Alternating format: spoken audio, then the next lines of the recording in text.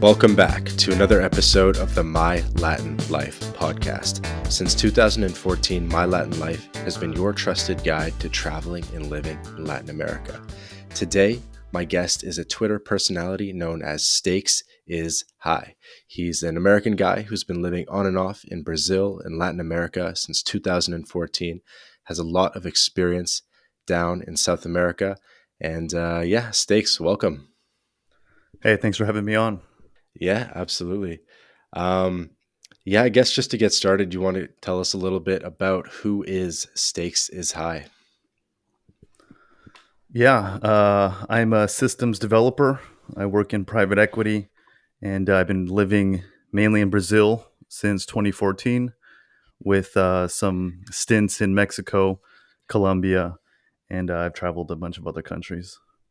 And for continuity's sake, you're definitely friends with a lot of the guys, both online and in person. You've connected with most of the other the guys in the space and many of our previous podcast guests. Who would you say you're maybe the most closest to, or people that you speak to frequently? Well, unfortunately, some of my favorite podcast guests you've had on your show, I have not had the chance to meet, but we communicate regularly. That would be Jake, Nomad, Steven Story, Eddie Kwan. I've met Lawrence and Dylan, and those are the ones I can recall from your podcast. Uh, do like to link up from time to time with other guys from Twitter, and met a whole bunch in Brazil. Actually, probably about I've traveled with and spent substantial time with probably like 5 or 6 guys from Money Twitter in the past year or so. That would be um, Gucci Bucket Hat, Lobo, Log Fits, Zybok, and I don't know. Hopefully, I'm not missing anyone. That's pretty epic. What's it like hanging out with Gucci Bucket Hat? Gucci Bucket Hat. Oh man, he's by far my favorite personality on Twitter, and he's the exact same in real life. He's uh, he's the funnest guy to hang around with. I want to ask you about it, but I know we would have to cut it, so we'll just we'll just leave it at that. But one of the topics we thought we would discuss today was traveling with friends versus traveling alone. And I think that this is a topic that hits home both for beginner digital nomads as well as people who have been doing it for several years now, and was interested to get your take on how you think about solo travel versus group travel. Nowadays, I primarily want to do group travel, and not group travel. Oh, let's get on a bus. Let's do this. Let's have the same itinerary. Let's fly in. Let's do everything together. What I mean by group travel is basically being based up in the same city and seeing each other, for dinner, for drinks, doing things in the day, but largely remaining on your own, but just having some guys around. Why I like that is because um, lately I've found guys that have not 100%, but as close to the same belief and value system that I can have. And when you go out, when you go for drinks, when you go to dinner, when you party, you just vibe with these guys on a whole different level than just some random guys that you meet while you're traveling, and you hang out because you're just coincidence friends. You're in the same place, you speak the same language, you have a bunch of free time. The benefits of hanging out with people that are just like you is so much greater than just like some random friends. When I first started traveling, uh, I went abroad in 2012. I went to Madrid. I went straight up solo. And for 2 years, I was just traveling around solo, and I was doing the backpacker thing. I was making friends and hanging out with other expats, foreigners, travelers, young. And it was fun. It was novel. It was something completely new to me. But as time went on, I realized that those relationships were very weak, didn't have much value. They didn't benefit my life beyond just having someone to go out with, so you're not alone, right? Um, and so over the years, in the past 2 years, really since I've been on Twitter, I've met and linked up with people that uh, have my same values, my same beliefs, and they want to do the same things, right? And so when you go out with those kind of people, just the events that you go to, the time you spend is so much higher quality. Yeah, I can definitely agree with that. And it sort of flows into my next question about finding a tribe, finding a group of like minded individuals, people that you connect with. What are your thoughts on finding a tribe or building your own tribe, being the leader, or ways that people can find other people of like minded beliefs? When so in Brazil, I lived there for since 2014, on and off. Only until about the past 2 years have I really found people that I would consider to be my tribe. I find people at the gym, at jujitsu, through friends, at networking events, and my tribe was definitely lacking. When you look at who you can find online, whether it be forums or Twitter or Instagram or wherever, you can really suss out people and know what they believe in on a whole range of topics just by what they post or communicating with them. And so having a tribe is the most valuable thing as a man. You're right. You want guys who share your same values and your same mindset, want to do the same things, can help to protect you. If we go down a, a primitive mindset, that's really all that it is, right? Hmm. Yeah, definitely agree. And so how has I think maybe a lot of the reason you've built out your Twitter is to connect with like-minded people because you're not really overly monetizing your Twitter, even though you have like 5,000 followers. And I see that you do put a fair amount of effort into both your Twitter and Instagram. So I imagine at least some aspect of that is finding the tribe. Yeah, well, I was on Twitter with 100 followers right at the start of the pandemic, and I met up with Zybok and Logfits, and me and Zybok had less than 100, and Logfits obviously was at like 15K, and when in retrospect, now that I look back, a bigger popular guy to meet up with two relatively unknowns is, now when someone wants to meet up with me, I definitely judge them on the size of their Twitter account, or at least suss out what they have to say, right? But I've definitely, and the whole objective of my Twitter is to have a network, because now that I'm traveling outside of Brazil and to new places, I want to land, have my feet on the ground, and have intel. I want to know people that are there. I want to know the places to stay, and not from just whomever. I want to hear it from people that I personally believe I would get along with, that I would want to hang out with, because they'll know the insights of to where I would most benefit from staying or doing or hanging out. And so, I used to travel alone, and I would go to a new city and just start from scratch every single time.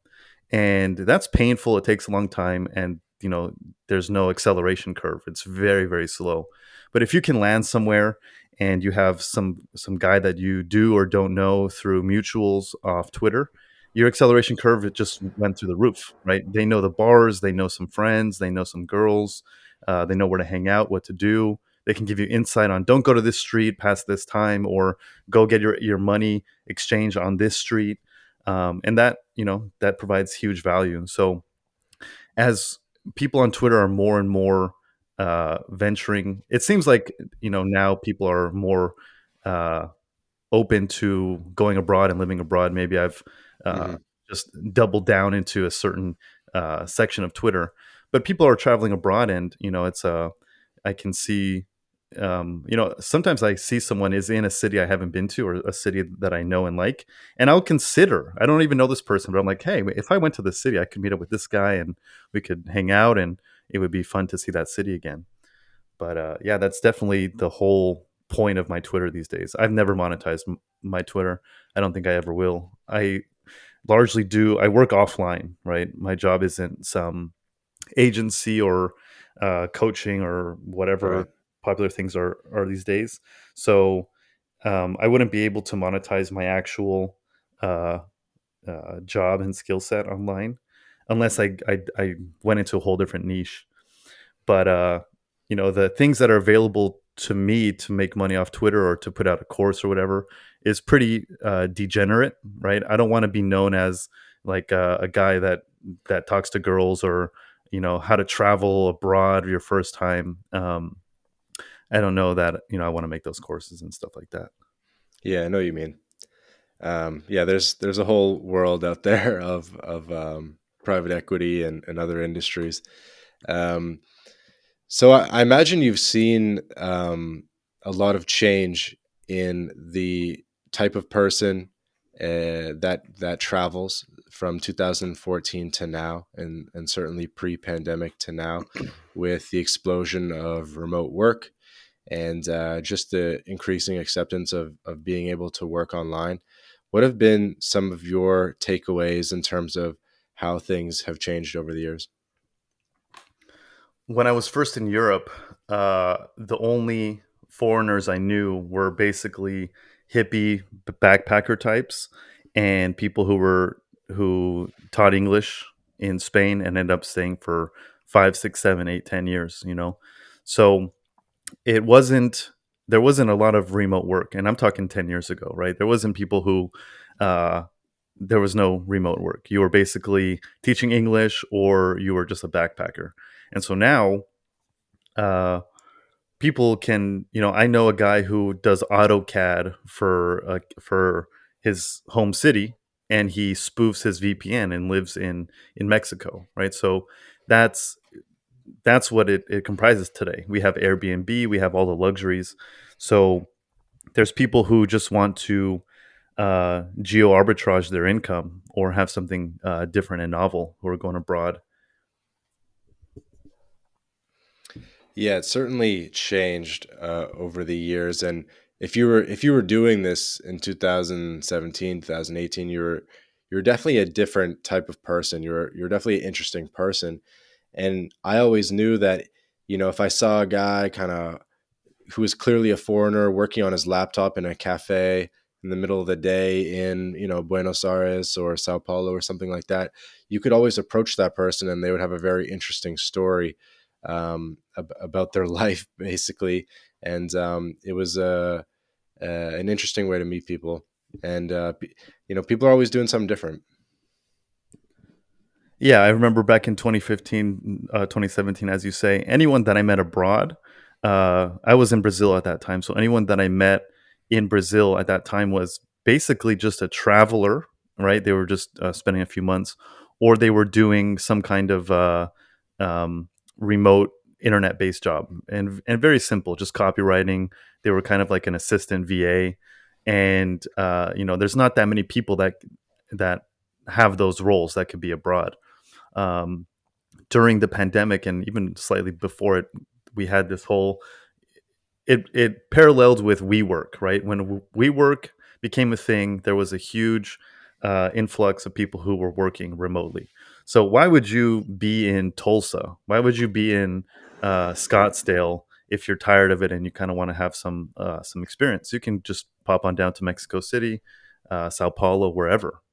So the people that are going abroad aren't just those dingy backpackers or people who are doing some virtual assistant type work. Now you have all types of people who are doing all kinds of different work, finding themselves abroad. Yeah, definitely.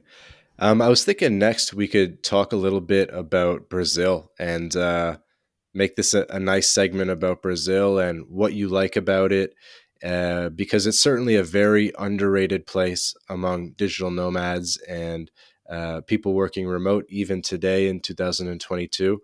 It seems to be just very undervisited. And I think, we could do a little bit of a service here today to just talk about the benefits of Brazil and the things we like about it. Yeah, let me just go into why people don't go to Brazil. First of all, uh, Yeah, perfect. yeah, so Brazil is personally, it's my favorite place. I've spent the most time there. I don't know if it's a confirmation bias, right? Um, but people don't go to Brazil because they speak Portuguese and it's far away. People speak Spanish. usually at high school you'll think that you speak Spanish, or you'll think it's easier to learn, and Portuguese really is a step up. It's the next level from Spanish. So people don't go, it's far, and people think it's dangerous, right? Um, when I was living in Brazil, I offered to bring my nephews to Brazil. They're like 15, uh, 13 and 15 at the time. And I said, yeah, send your kids down and they can stay with me for a month, all expenses. And their parents were like, there's no way we're sending them down there. It's so dangerous. While I live in a city that's so safe, girls are walking their dog in yoga pants at 10 o'clock at night, right? There's no issue. So people don't go there. It really is a huge country, and there's so much uncharted, unexplored land by foreigners. Um, I so think part of the perception as well came from the World Cup, and I think maybe people saw those videos of the kids like stealing pocketbooks and stuff at the World Cup, and a mix of that and just sort of like the imagery of favelas in Rio.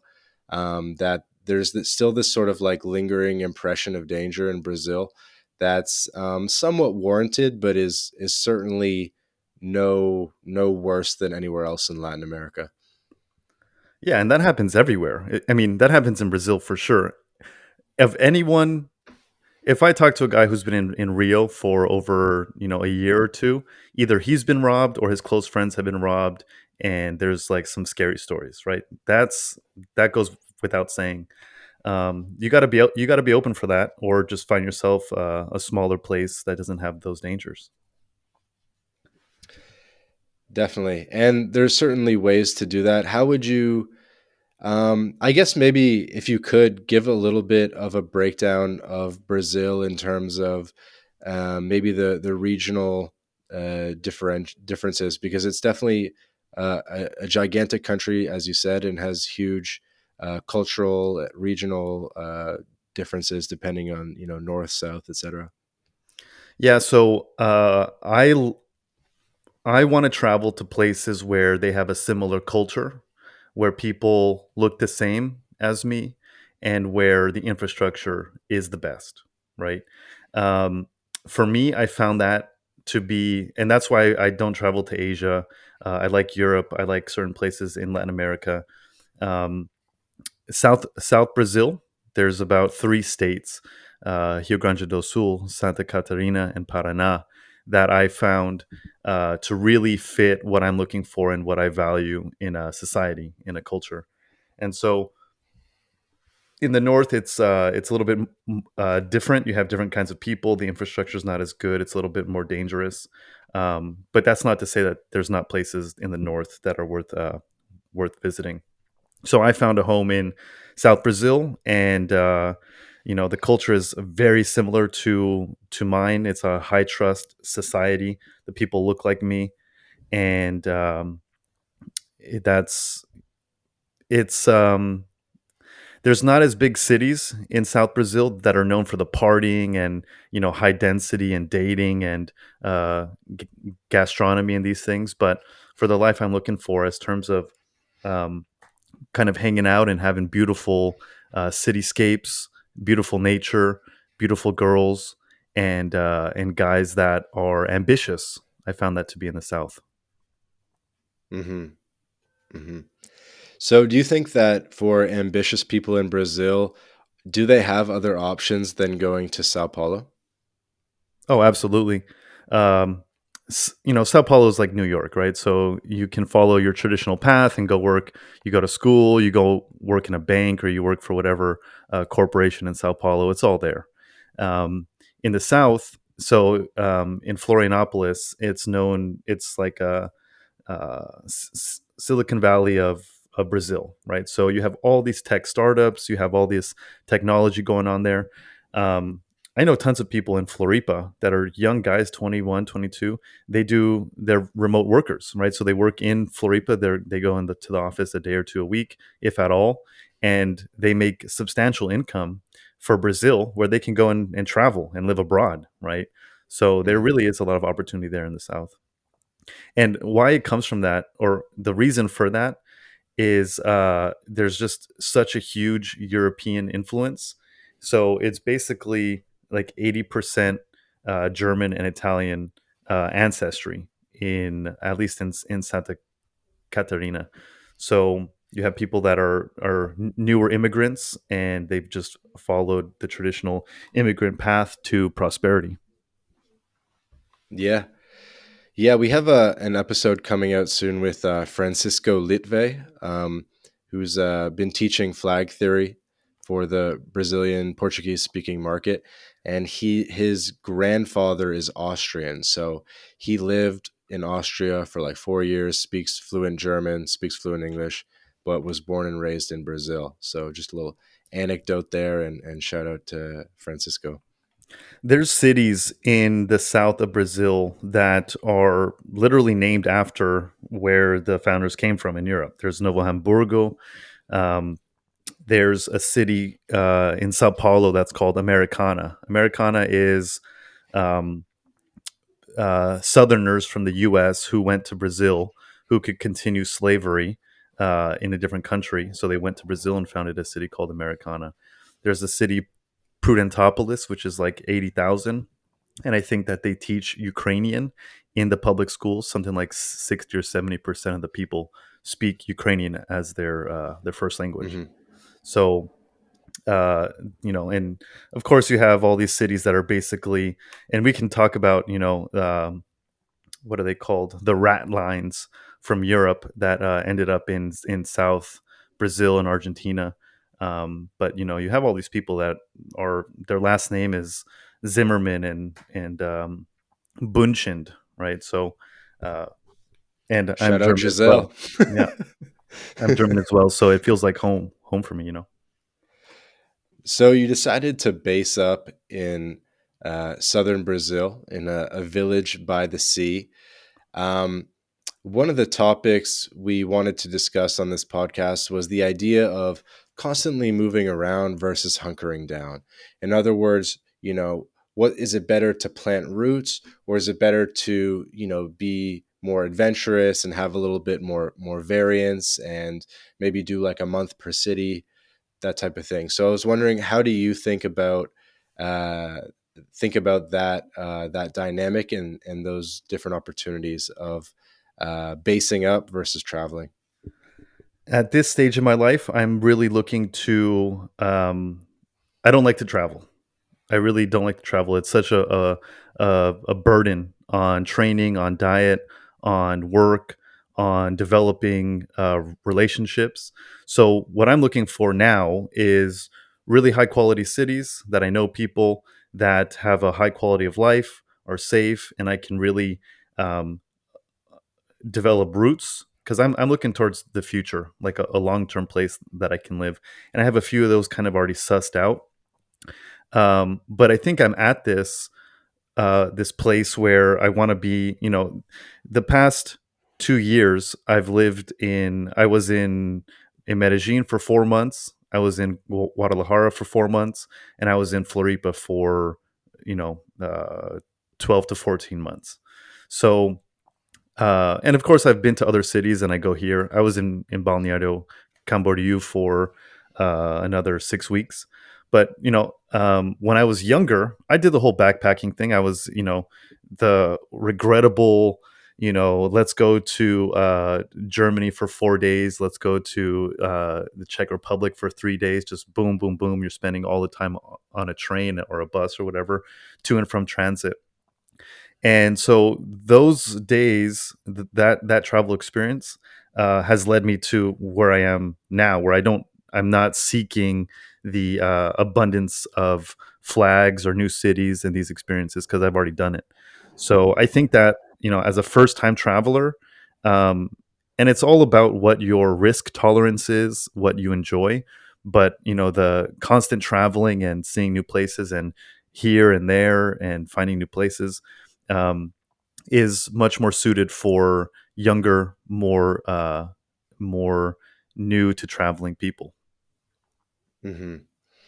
Yeah, certainly the 3-4 day thing. That's a very European thing, and I mean, I guess maybe you could do it in Mexico or something. But what about even just like the 1 month per spot? Is that because you just really like having your gym and your kind of social circle, and you got it pretty dialed in there? Yeah, so that's where I'm at today. I now I really like routine. I value. I want to be able to get raw milk. I want to know where I can get the highest quality steak. I want to uh, go into a few choice bars, and I want the staff to know who I am. Right. So to find those few choice bars, you have to go to all the bars. You have to go everywhere, and you have to find the ones that you really Yeah. like that match Yeah. your vibe. It Right. takes time to take over a city for sure. Absolutely, right? And so, because if you don't, then you're just going, you land in a new city and you're going to go and have dinner, you're going to go and have drinks, you're going to do whatever. You're going to go to everywhere, and half of those places are going to be just cruddy and not so enjoyable. So you have to eliminate all the low quality spots to know where you want to go. And so that's why having boots on the ground, Hmm. having known people who are there, um, can accelerate your curve. But why I'm looking towards really moving somewhere and being there long term. And not to say I won't still travel and visit friends or go to other places, but like I want the mayor of wherever I live. I want that person to be at my kids' uh, like birthday party. I want to have a say in the urban planning of the city, help develop something, and become um, uh, in, integral in the development of wherever I end up living. So you can't do that if you're just traveling forever. And there's these people, that travel for forever. They're 45 years old and they're still traveling, and they don't have roots.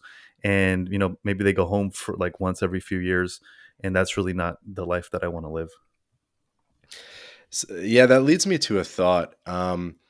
On the Jake Nomad episode, we talked a little bit about what it would be like to sort of crack into the upper class or to the elite in a given Latin American country.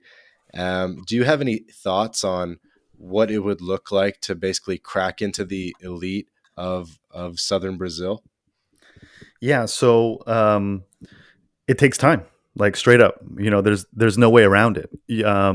You can pop into any of these places in Latin America, and it's a high trust society, right? It's similar to ours, so you can't just show up somewhere and just because you're a gringo and you have a cool job or you're doing remote, they're not going to just have trust in you and let you into their social circles.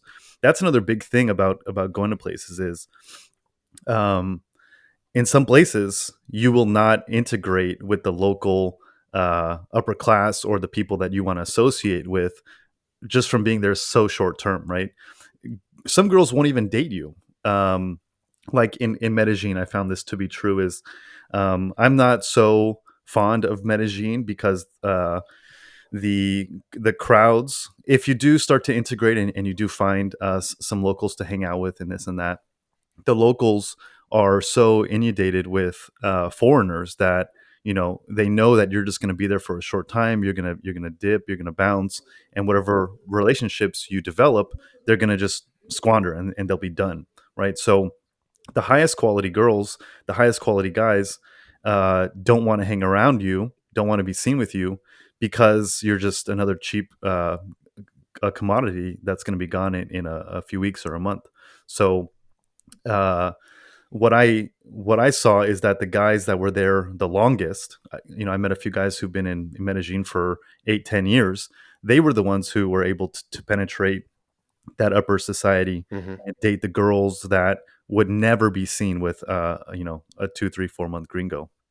So it takes time, um, and you have to beyond the most common and simple things like jujitsu or the gym or a health club or the yacht club. Um, you have to find a way to get into the same, uh, not charities, but events that people in those communities go to, right? And so that it's nothing but time. There's no shortcut around it. Hmm. Right, right, right. And so in southern Brazil, what would some of those events look like beyond just the churrascaria on Sundays? So in South Brazil, in one of the cities I lived in, there's three Masonic lodges, and these lodges, ha- Okay. yeah, there's three, and they're rival, right? So they're for three different types of people. One is for the businessmen, entrepreneurs. One is for the landowners, and one is for the politicians, right? But I've driven past these. I've seen these events, and they have these huge fields next to them, and they have these like I don't want to say a flea market, but I don't know how else to say it. It's a community event that the Masons put on, and these are the people who run that city. There's no doubt about it, right? You have the doctors, the politicians, the landowners, and everyone, and their families are there, right? So um, I'm not saying I'm trying to ingratiate myself into the Mason community, but if you want to know the movers and shakers and meet their daughters or their sons and get to know them, that's that's one avenue in. There's also um, all these art galleries and high in southern Brazil now. They have these things that used to be popular in the US. They're always like 5-10 years behind, right? So they have these um, high quality uh, gastronomical based like food courts, right? So it'll Yeah. be like in a renovated warehouse, and it'll be exposed, everything exposed brick. Uh, they'll have like a clear glass floor that exposes some grave or tomb or artifact. And so these places have the best restaurants, the most novel and newest and hip.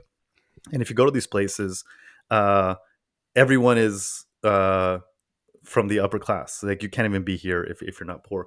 But you go here and you talk to these people, and you're a foreigner or you don't speak the language. They want nothing to do with you.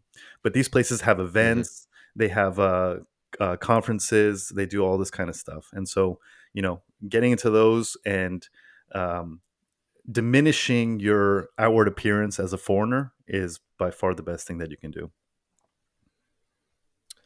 I agree. Maybe we could talk a little bit about Florianopolis versus Camboriu. I think those are kind of the two most popular spots in southern Brazil, arguably, and what why someone might base up in one versus the other.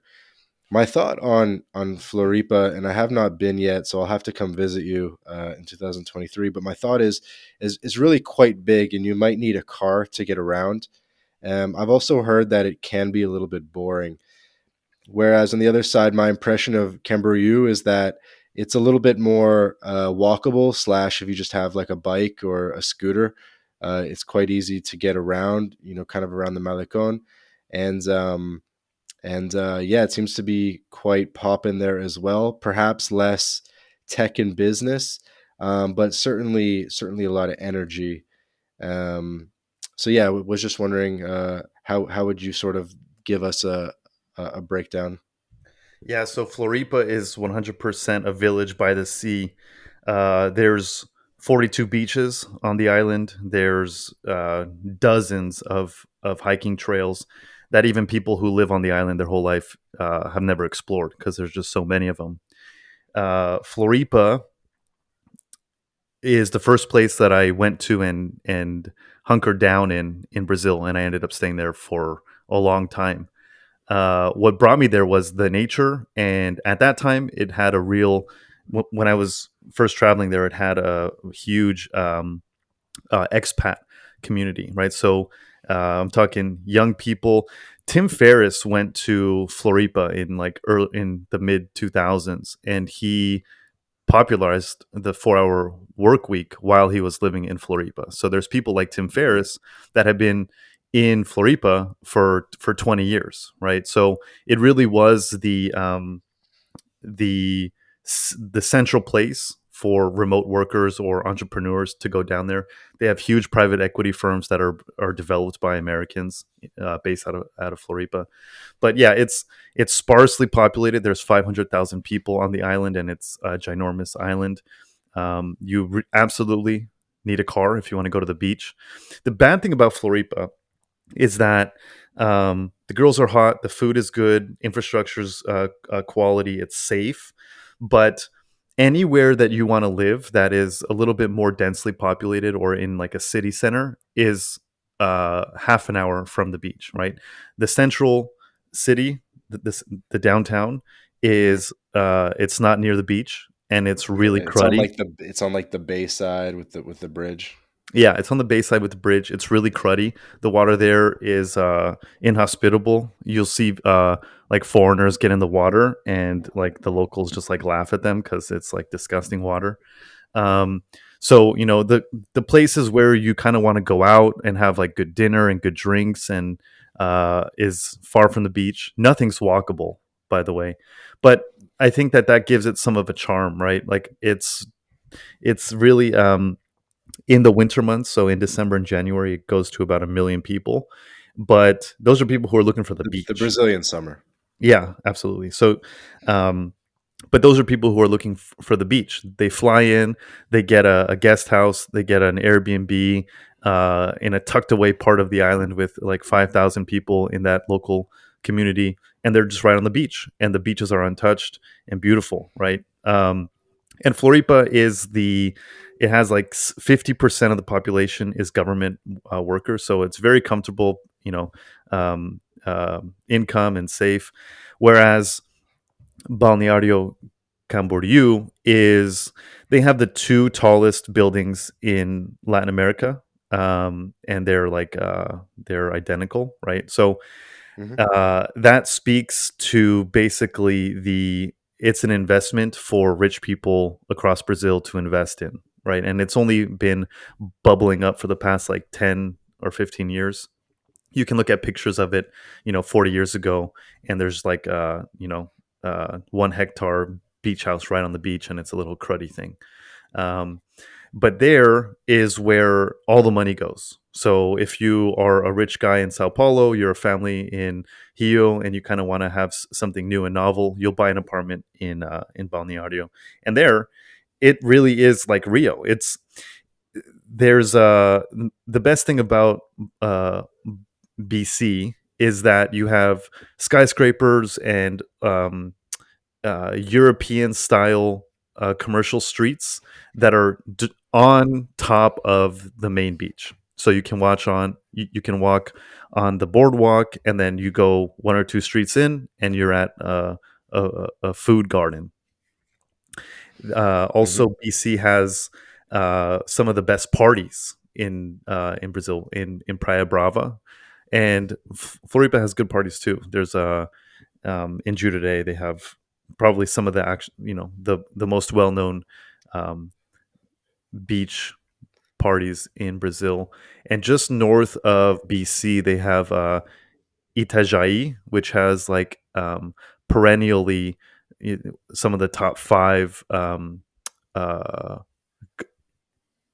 dance clubs in the world. That would be Oh, Guadalupe really? and Green Valley. Yeah.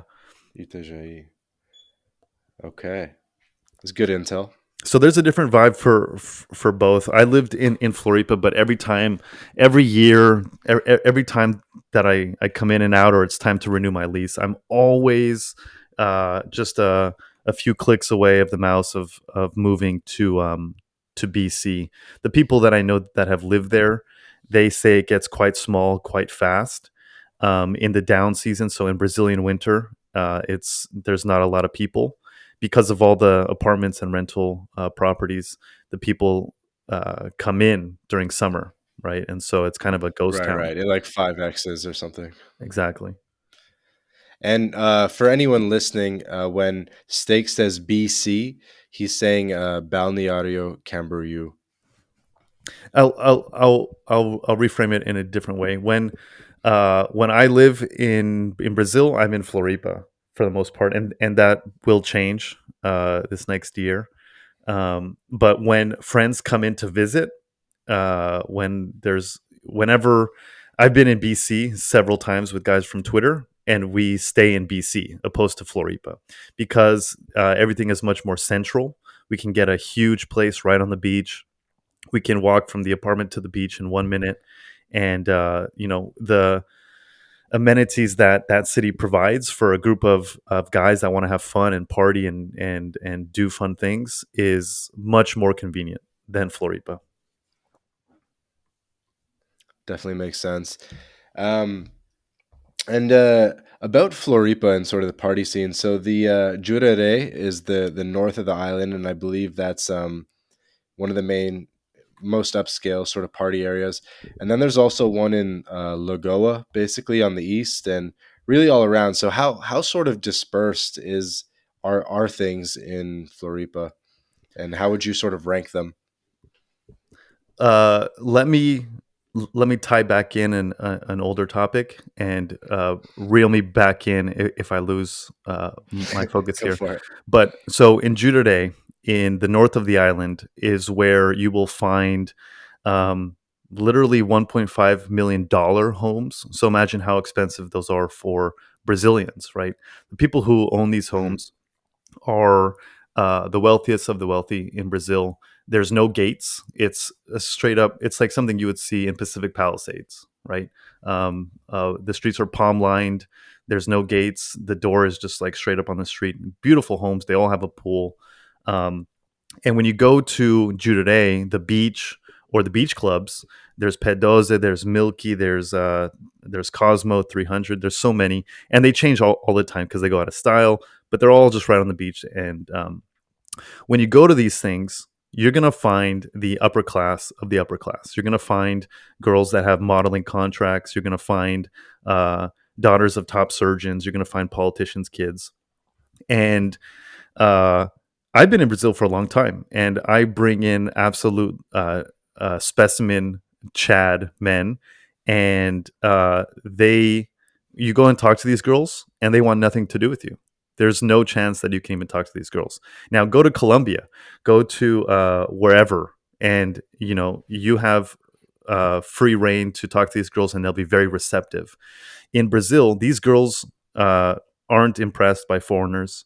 They they're raised to a different standard, and so they only want people in their social group that can amplify their life or their social circle, right? So Hmm. that's the kind of crowd that you find in Juderay. Now, uh,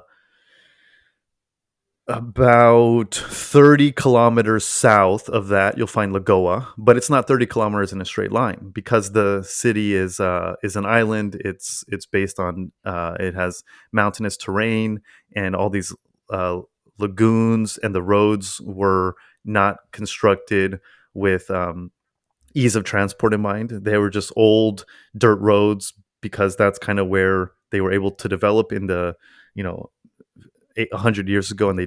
they paved So them. it takes a while. It takes like 45 minutes to get like halfway down the island. It'll take an hour to get from Jurerê to Lagoa da Conceição. Yeah, 45 minutes, and that's in the non-busy season. If you're there in December and January, that same trip on a Saturday, a sunny Saturday, will take you 3 hours because there's so many people. But Lagoa is that's where I first based up. When I got to Floripa, I bartended at a hostel. I was like 23 and I had nothing of value to deliver, and I didn't have an agency or whatever, so I was bartending at a hostel in Lagoa, and it was picturesque. Hmm. I'm on top of a mountain. The bar is overlooking the lagoon, and there's a beach just like a 5 minute walk down the hill. But Hmm. what Lagoa offers is it's been like a spiritual hippie community forever, and that's what it is today. You have all kinds of there's like 3 or 4 beaches around, and you can go and kite surf. But Lagoa offers something completely different, right? The people from Jurerê, like that class of people, um, rarely go down to Lagoa, and if they do, it's just for the beach. Gotcha. And would you say that those are sort of the main two scenes in Floripa? The main two scenes. No, another scene in Floripa would be downtown, so Centro. Hmm. Um, it has everything that you want in a big city. It has good food. It has nice bars. It has some nice places. But the whole south of the island. So it's basically um, there's two kinds of people. you live in the north of the island, and that's where you have like nice condos. Uh, the condos are right on the beachfront.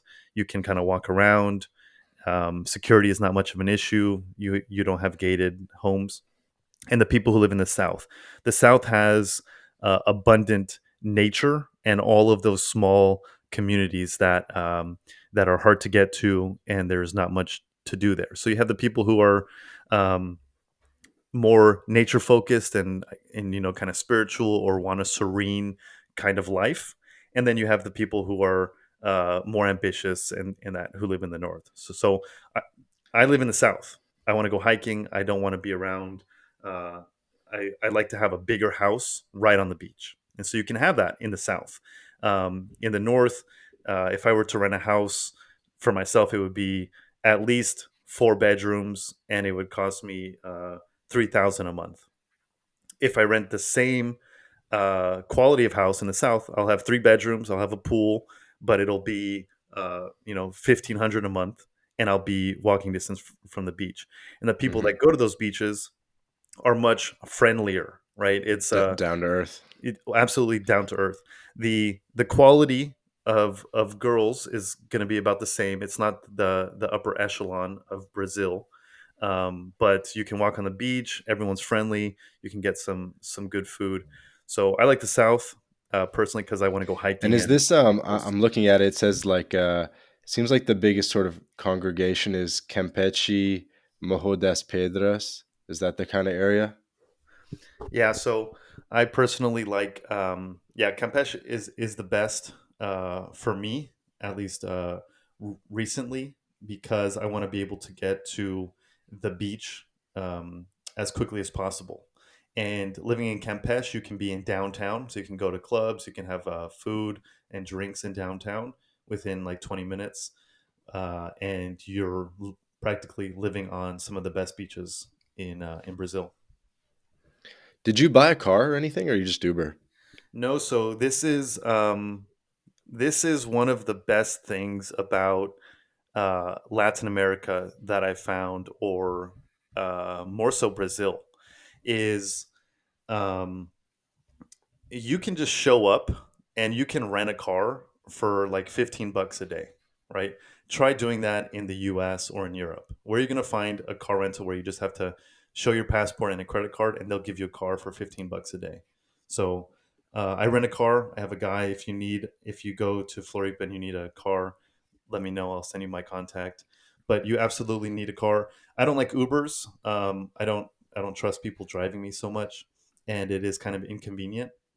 So yeah, definitely need a car down there. Gotcha. So do you do like a monthly rental or just sort of occasional when a big weekend's coming up or something? Yeah, I just rent a car all the time because there, you know, in Campeche or really anywhere in Floripa, you're not going to be within walking distance of a grocery store or all the places you want to go to.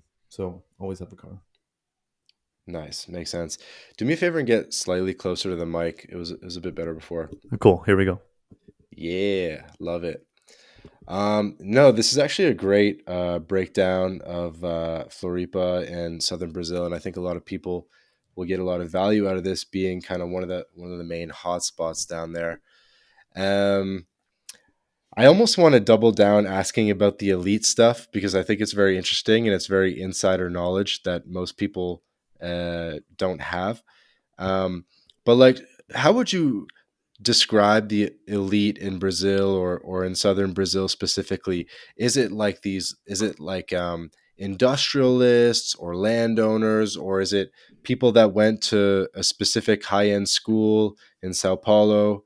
I guess it's a little bit of everything, politicians as well, but could you like describe a bit sort of what the makeup of that looks like? Yeah, so from what I found, and this topic fascinates me. Everywhere I go, whether it be in the U.S. or in Latin America, I'm always analyzing the social classes and the structure of the society. Right. So, from what I can tell, from my perspective as an amateur uh, uh, analyst of Observant. social classes, yeah. Yeah. Um, what it usually is and like I said, right? So South Brazil is 80% Italian and German ancestry, right? So you have people who left Europe because they were ambitious and they saw opportunity in basically uncharted land. They had a skill, and whatever that skill was, whether it's ironworking, farming, tailoring, whatever, they went to Brazil because there was abundant land and it was up for grabs. So they went there, and basically land was cheap, right? So you can ply your craft, you're a tradesman, you can just aggregate some land. And some people make better choices than others, right? Some people um, bought land, or they, by fortune they find themselves in a city that would become a metropolis. So if you have some land and you ply your craft in a city that becomes something, whether it's a beachfront, and let's be clear, there's endless beaches in Santa Catarina and Paraná that are gorgeous. They're impeccable, like you see in Santa Barbara or San Diego, and it just goes for hundreds of kilometers. It's gorgeous. Hmm. Hmm. Um, in California, you have really good beaches, but in North California, the beaches are rocky terrain and they're unforgiving. Like they're not they're they're beautiful, but you can't live there. You can't do things on the beaches. It's not flat in this place, right? So let's say that you own a little beach home as a second home. It's your fortune or luck if that beach community develops into Floripa or BC, right?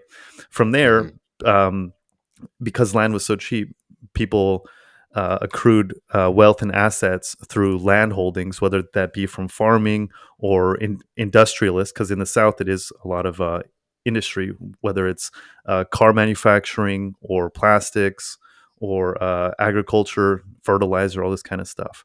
So you have people with some very basic skill sets that just basically developed the whole economy for Brazil. So things are um, high quality goods are fabricated and manufactured in the South, whether that's for agriculture or cars or whatever, and Hmm. technology too. So it's a classic thing of people become rich through land holdings or agriculture. Their kids get good education. Their kids continue into good professions, whether that's medicine or agriculture or manufacturing or whatever, and the cycle just continues forever, right? So the people that are upper class in let's say in Juderia, their family likely owns land and farm or agriculture in the interior.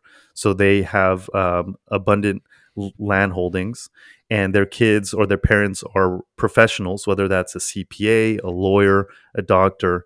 And the kids now, for the most part, they go into engineering. So engineering is huge, or they're socialites in the arts.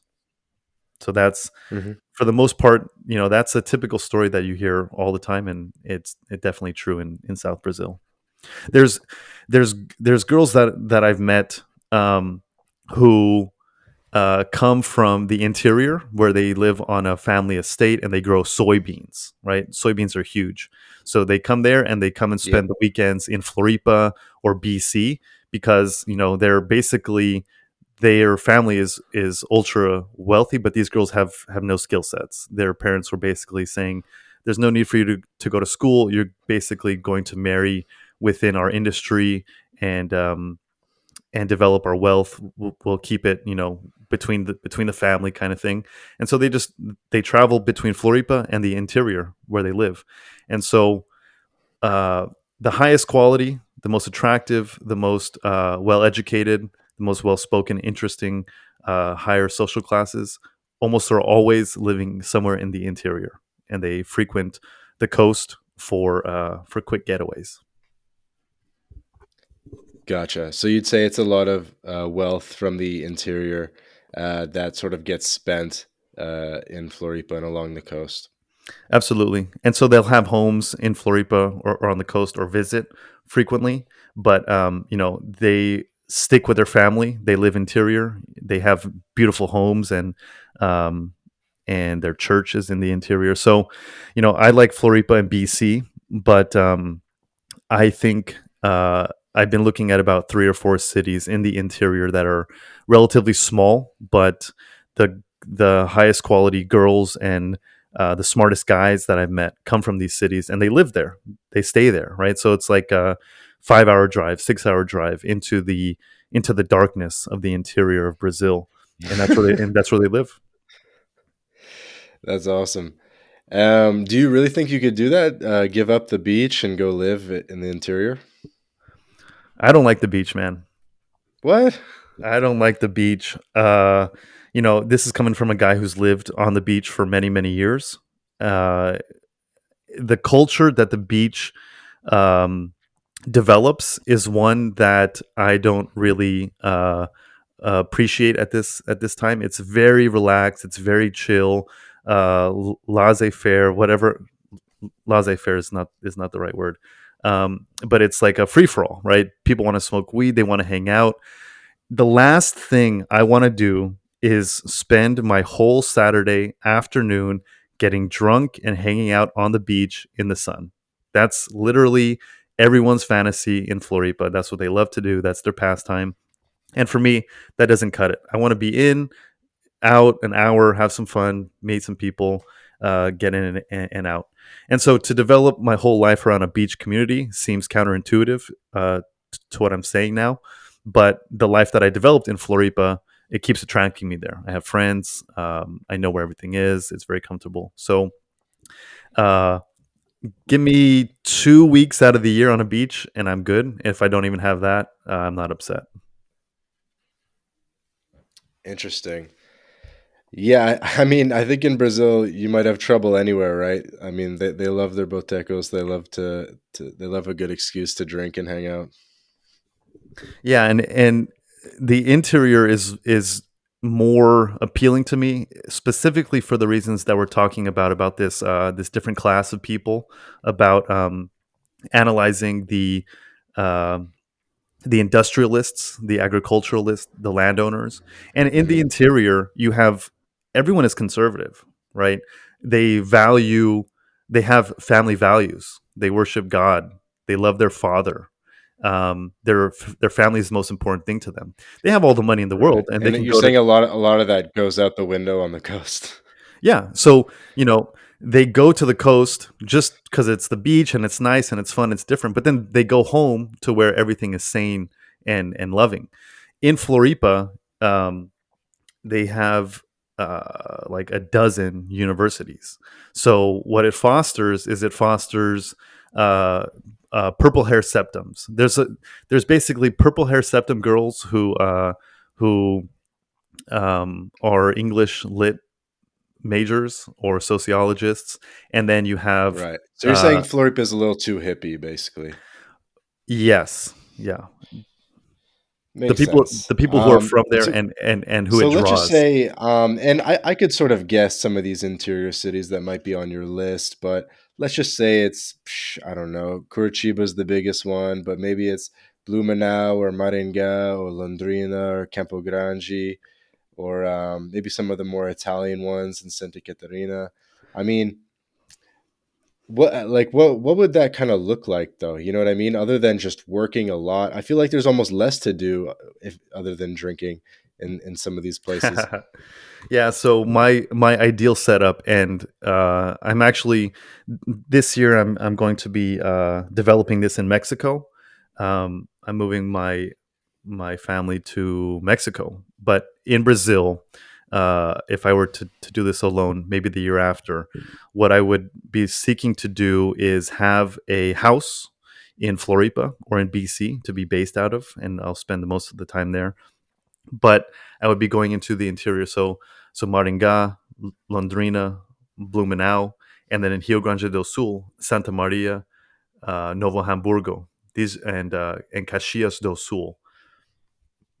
These are the cities Hmm. that have a much different type of life than you have on the coast, and I really just want to explore these. And and here I would spend about a month each. I'll hunker down, also because I'm working a lot these days, so I don't have the time to enjoy the beach and do this thing all the time. So um, some solitude would be really good for me.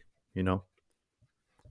And so basically, Yeah, what I envision is let's call it import export to right. So if I know where you're going with this. yep. So yeah, so have a nice home. And a lot of my friends are seeking to move to Brazil, right? So we can have a nice big home on the coast and have our life based out of there, and just go into the darkness and come back home often. Yeah. Man, I can't wait to see 40-year-old Stakes, and he's got 1,000 acres of soybeans, and maybe not soy, but something, right? Hey man, I'll grow soy. I won't eat soy, but I'll grow it and send it to China. I have no problem with that. Oh man, do you But like sertanejo music and all the like sort of interior Brazil country stuff? I don't, but I like the culture that it fosters. Right. So I've taken all the dance classes. I know forró and sertanejo and all that stuff. Um, and I don't like it, but to be honest, I don't like really any Latin American music except for bossa nova. So Hmm. you just got to kind of live with it wherever you go. That's pretty cool. You've done forró lessons? Yeah, yeah, forró, sertanejo. It's you go to a dance school and you do salão, which is just like salon, and so you take Yeah. they go through all of it. Zouk's fun, samba, salsa, all of it. Have you ever been to Fortaleza? Yes. What's your thoughts on Fortaleza? Um, I couldn't really give you one. I only spent like 3 days there. It was during the World Cup. Um, I don't particularly care for the north. I like Salvador a lot actually. Um, but just people want to party. The beach is great. You have some nice homes there. That's all I can really say. Fair enough. Have you ever given consideration to Minas Gerais or like Espiritu Santo along the coast there? Like could Belo Horizonte ever be a fit for you, or is it just maybe a little bit too big of a city? Or No, so I think that I don't want to clown on big cities because I think that they have huge values, especially as a younger person. So there's um there's a duality of man, right? Like you want to be in a dense city and ambitious and money hungry and climbing the ladder, but you also want to be like left alone in solitude, right? So that's me, and I go back and forth through this all the time.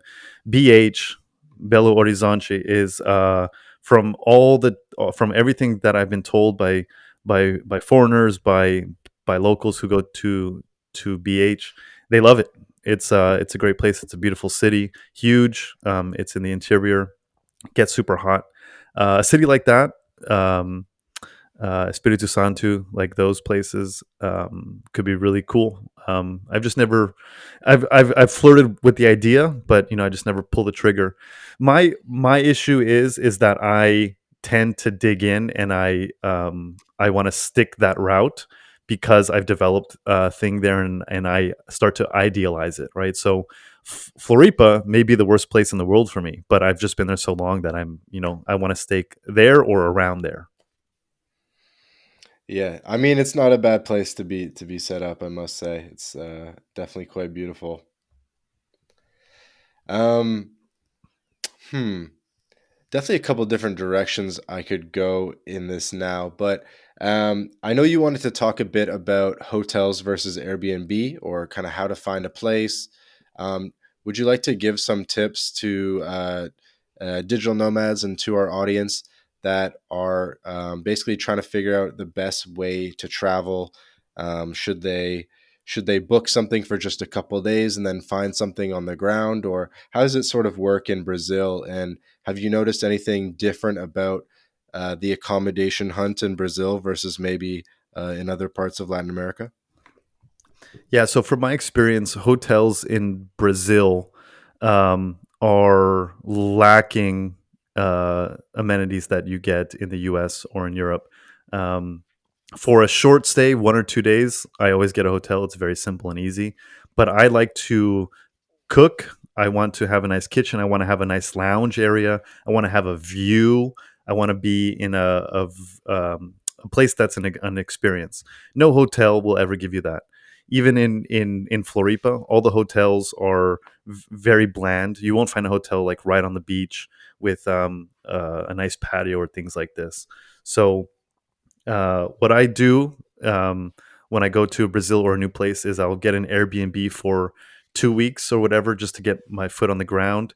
And then once you're there, you either want to be able to negotiate with your Airbnb host offline and get a longer term rental, or you can find places that are not on short term rental sites that you can get a hell of a deal for. I don't like hotels because I don't want people like I don't want to see people. I don't like people very much. So I don't want to have to come into a lobby and see the same people. I don't want people knocking on my door asking for room service. And you can't cook. You're just going to be eating seed oils all day. So um, if you are in Brazil, Airbnb is by far the best thing, but you can also it's a huge off market economy. So you just get their WhatsApp and talk to them offline. You'll get a great deal. You know, Stakes, I realized we talked a lot about sort of Floripa and the regions and the differences between BC and Floripa and things like that. But I feel like we should do a bit more of a service of talking about the culture of Brazil to an American that's never been. Maybe just starting with pointing out some of the cultural differences that you've observed and just I don't know, just sort of talking like in a lot of minutia in detail about what Brazilian culture is really like in your experience. In the South, the culture that I don't like doing things that are very different to the way I grew up. So in the South, people are pretty much the same, right? Or at least the people that I have found myself to associate with. They uh, they want a better life for themselves, right? So they study. People in the South of Brazil study a lot. They go to university. They follow the typical same path that you follow in the U.S. Right? They value education and they go through that. They have the same hobbies. They want to do the same things. They want to travel. Unfortunately, no Brazilians really get to travel. Um, the girls in Brazil are extremely affectionate versus like I guess you can say uh, there's a there's always a debate between Latin American girls and American girls, and Latin American girls will fall in love with you so fast, or at least they proclaim to, right? Um, Hmm. what else is there? This is such an open ended topic. If you want to give me a few specifics, I can relay. Yeah, I mean, what do Brazilians do on weekdays? Do you find that it's like pretty dead in Floripa on weekdays, and they really sort of live for the weekends, or is it kind of going every day of the week there? You have the same. I feel like this is such a bad answer, but it really is the same as anywhere else, right? So you'll have like these botecos. It'll be like the corner dive bar in whatever city in the U.S. that you live in. The only Hmm. difference is it's kind of outdoors, and people are in Havaianas and board shorts, right? So they go to these places and they drink these litrão. It's like a liter bottle of cheap beer. It's corn based, and they drink there and they watch soccer, and it's always on the street. So it'll be like it's pretty dangerous actually. Like all these botecos are on a street corner or a street front, and I can't Hmm. I have this there's this called Le Appel du Vide, which is like the darkness of the void of darkness or something. And it's like you just always imagine like the worst situation. So all these bars that are on the street, there's no guardrails, there's no nothing. A driver can just like lose control and just plow through all these people. But this is the most common thing. So you have basically uh, I don't want to say degenerates, but in the US, they would be classified as degenerates. In Brazil, that's just the very typical thing. You go to the corner, you hang out with the local community guys, and you drink all day, all night. And you can be, Lawrence talks about this a lot, is that the happiest people he knows are guys that don't have a job. but they eat fresh fish and hang out on the beach all day. You have these people 100% all in Floripa, all in South Brazil, where they're not planning, and this is likely because they have it's a socialist economy, right? So these people don't really need to plan so much for the future. They just live in the moment.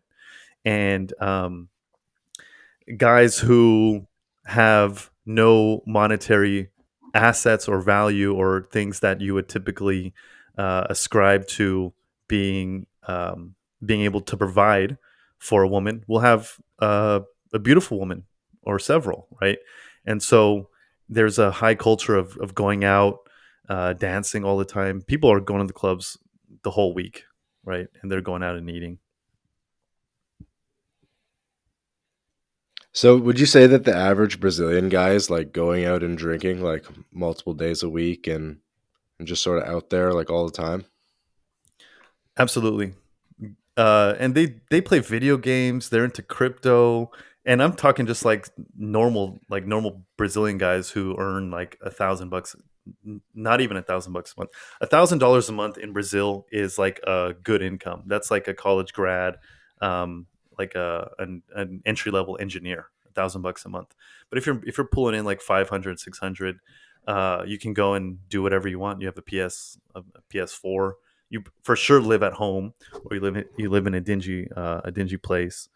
But yeah, people go out all the time, and that's kind of why I'm very selective with the people that I hang out with or that I try to spend time with, because at least from my experience, people just want to have a lot of fun, and it's for a newcomer into Brazil, or um, a traveler, you want to have fun too. So these are the best people that you can hang out with.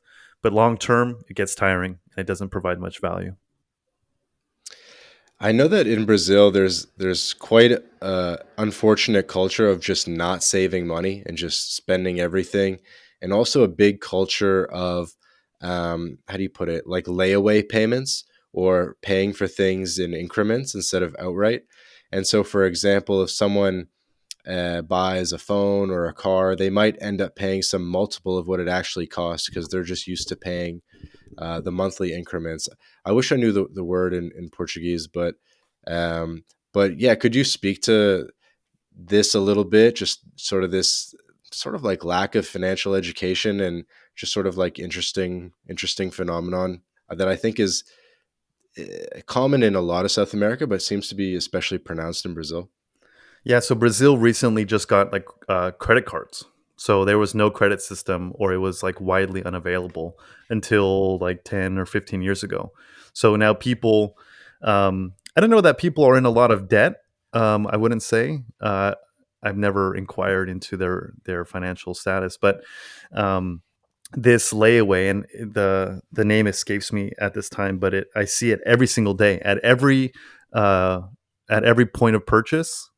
You're offered to pay it over 10 months. You go to the grocery store and you buy $10 worth of stuff. They ask you if you want to pay all up front or if you want to put it on payments.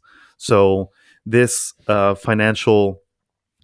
this feature is available literally everywhere. And Is it some like porção, like per portion or something like that? yeah, And I don't know what it's called, but yeah, exactly. so it's, but is it through the credit card? Like if you're at the grocery store, is that's not a credit card though? They have like their own schemes.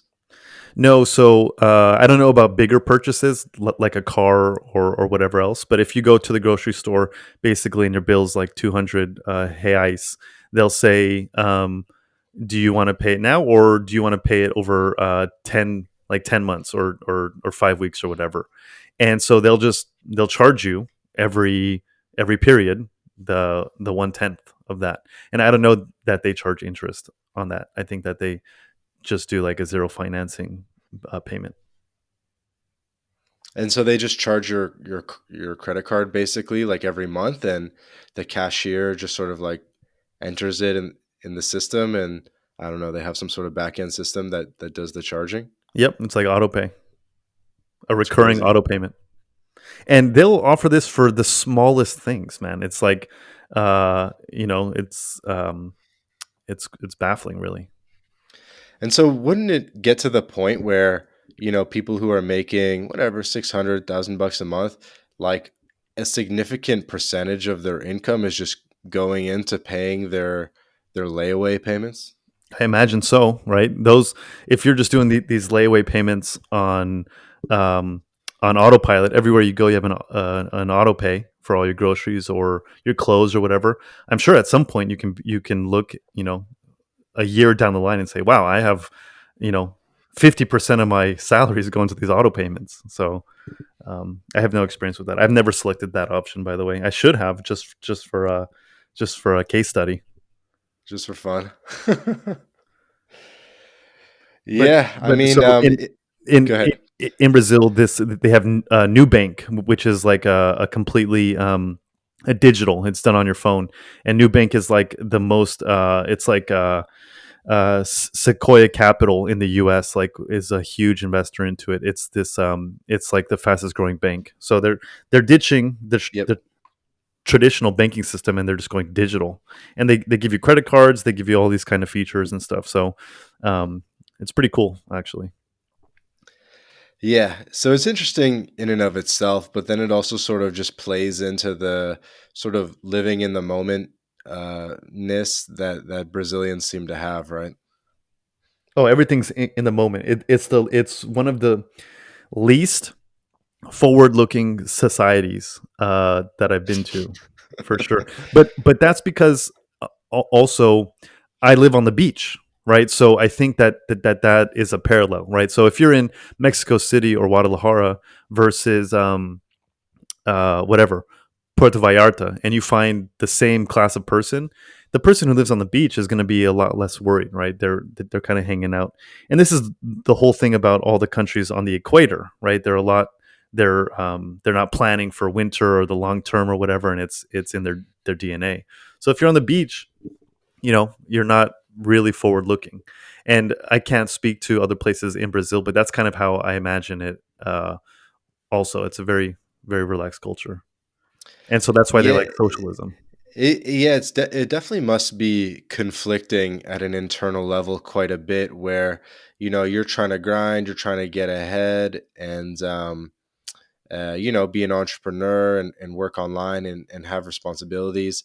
And, you're just maybe constantly getting invites on your phone or you're just, you, in some way, you're kind of just like fighting against the current. Well, it's not so much the overlap into my life or the opportunities. It's more so the way that the culture and the system operates. So if you go to places and everyone is super laid back, things just don't work orderly, right? High corruption, which is actually a great thing because you can accelerate, uh, whatever bureaucracy you have to go through. You can just pay a higher premium and it gets done faster, or things get done in your favor, which is great. That's one of the things I like about Latin America. Um, but when things just don't work right, when the infrastructure, when businesses, when service, when payments and things don't work right, that's very frustrating to me. I do like the easygoing attitude that the beach affords, but similarly, the time that things take and the inefficiency and the amount of errors that happen is goes along with that laid back attitude, but that to me is unacceptable, right? So you can either live on the beach in Brazil where everyone's like, whatever, it's happening. That's how it always happens. It's wildly inefficient and we lose money and it's inconvenient, but who cares? That's just the way it is. Or you can live in Switzerland where it's cold and everything runs exactly perfect, optimized, efficient. And that's like they're polar opposites, right? But I want to have both. Hmm. And it's hard to find that. Yeah, I think that's the eternal struggle of the digital nomad, right?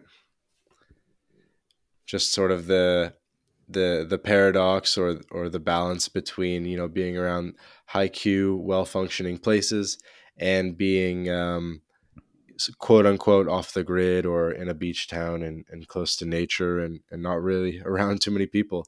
I think a lot of people hit that, especially I think probably especially after they've been doing it for a couple of years and maybe they're getting into their 30s and they need to start thinking about settling down. Like when you're in your 20s, you can do things a little bit different, but I think as you get older, you gotta start playing a different game.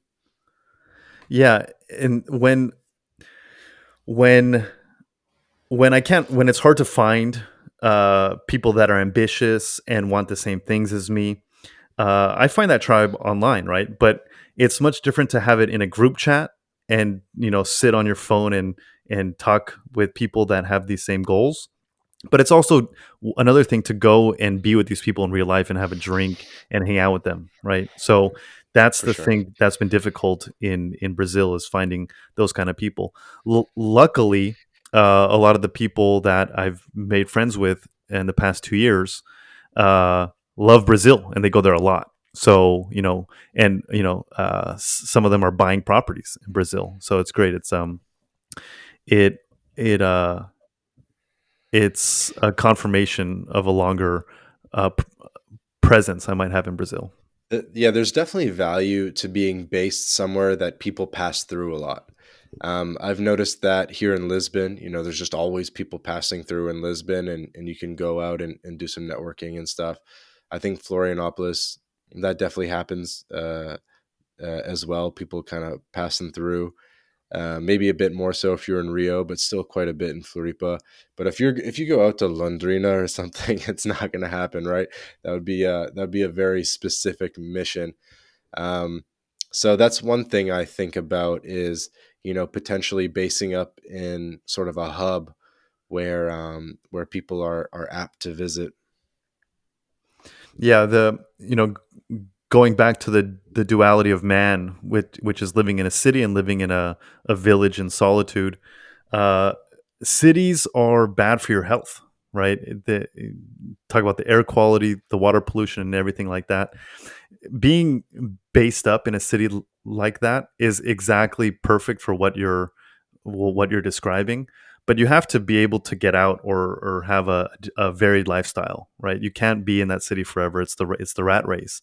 And for young men, that's the best thing. You want to get in there early. You want to get what you want to get done, and then you want to retreat to a village by the sea. I think that's as I get older, that's how I view it. And city slickers or the village by the sea goers may see it differently. But I think that there's huge benefits in both, whether it's for networking in big cities, finding a mate, or living in solitude and crushing it on your own. And when you talk to the local Brazilians, do you think that there's anything that you guys can actually work on together? Um, in terms of like actually kind of making money together or doing something, or how do you sort of bridge that gap? Um, a lot of the friends that I've made through jujitsu are uh, really disciplined and ambitious guys, and they may lack options, or they may not know the tools. They may not have tools, but they want to develop those tools. So a lot of the people that I've worked with in Brazil, I've met through uh, jujitsu. Right? I have a friend that I met in jujitsu, and I taught him some things about SEO. He started to make these Facebook groups for lead gen, and now he's a remote worker for an American company doing SEO, and he's making Hmm. like 3,000 a month, which is like a doctor's salary almost. So these guys are open to it. Um, I've looked at businesses and developing business in Brazil. I had a marketing agency when I first started to really dig into Brazil, maybe 2016, 2017. I was doing SEO in the US, and I said, man, nobody's doing SEO in Brazil. It's horrendous. The Google search results were the worst things ever. And there was such a huge opportunity, right? If I just picked the plastic surgeons and the dentists, I could make a killing. But the thing is a plastic surgeon or a dentist in Brazil charges one fifth the price they charge in the US. So I have to charge one fifth the price in the US. So the whole world was open to me. Every opportunity is there, but you're dealing with 20% of the price, 20% of the revenue on my end. So the whole world was open, but it's like, why even bother? I'll just stick it out in the US where competition is fierce. So you can do things in Brazil, and you can be, a big fish in a little pond, but that little pond is really constricting. I wouldn't be able uh, to elevate my lifestyle if I were to do those things in Brazil. Got it. So potentially a place to recruit human capital. Yeah, human capital. And, when I'm a system developer, I look at things and identify where the systems are wrong or where it can be improved. And it's maybe my skill set in that came from living in Brazil because nothing operates efficiently. So at every point of contact, at every juncture of any process, things are just inefficient, right? So if you can find a way to get in there and do something that you want to do, or help local guys in realizing these things, you can change their life, right? They can take any company and implement some facets that they do in the US, and you have like the dominant leader in that market. So as we're wrapping up, and Stakes, you've been super generous with your time. I bet a lot of our audience are nomads that have spent significant time in Mexico, in Colombia, and probably basically everywhere except Brazil. Um, and they probably have a good setup in Mexico or whatever. What would you tell them to sort of convince them to give Brazil a shot? Well, there's a meme these days, and you'll see it on Twitter if you're on there. Everyone is saying that Brazil is super dangerous and shouldn't go there, and stay away because of various XYZ reasons. Um, that is largely a meme. We like to keep Brazil to ourselves. We like to keep our hamlets private because it's so good. Um, but you can overcome those with English and Spanish. You can get around it. It's far away, but just dig in. Whatever brought you to Mexico or Colombia in the first place, you'll find that the grass is much greener in Brazil. Um, and whatever value you get in being a foreigner, whatever value you identify in that local place, I promise you is better in Brazil. Awesome, man. Well, I can't wait for you to run for governor of Santa Catarina. I will be sure to vote for you. And yeah, man, we'll make sure that we're a well established part of the Brazilian elite in the near future. Sounds like a plan. Hell yeah. Awesome, dude. Well, thank you for your time. Is there anything that you'd like to shout out or any parting words? Nothing from my end. Thanks for having me on. Sweet and simple. Thanks, Dex. Appreciate it. Bye.